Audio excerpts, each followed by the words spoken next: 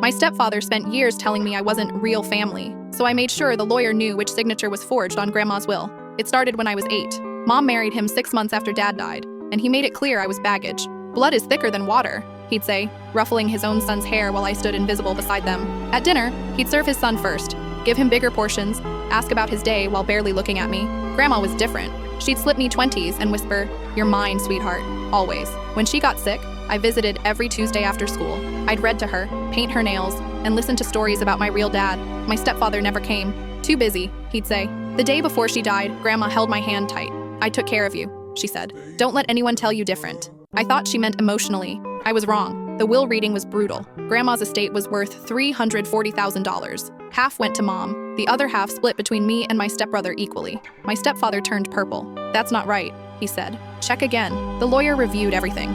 "It's all here, properly notarized." But I knew Grandma's handwriting. The signature on the will was hers. The amendment dated 2 months earlier, leaving everything to my stepfather. That signature looked wrong, too smooth, too perfect for someone whose hands trembled from Parkinson's. I said nothing during the meeting. That night, I pulled out every birthday card Grandma sent me. 15 years of her handwriting, the tremor she developed, how her G's looped. I compared them to both documents and photographed everything. Then I searched my stepfather's office. In his trash, I found practice sheets, page after page of Grandma's signature, getting closer each time. I drove to the lawyer's office the next morning. "I need to report something," I said, sliding the evidence across his desk. His face went from confused to furious. "This is fraud," he said quietly. "Criminal fraud."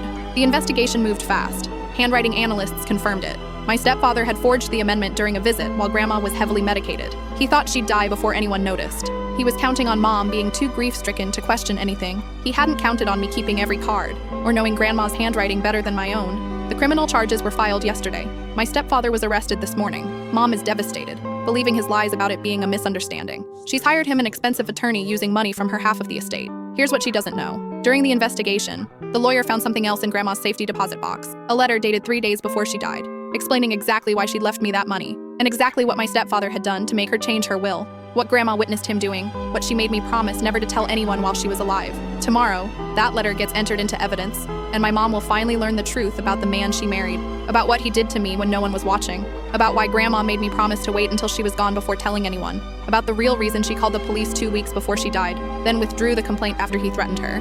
The prosecutor called an hour ago. They want me to testify. I couldn't fit what happens next in this short video, watch the rest down below.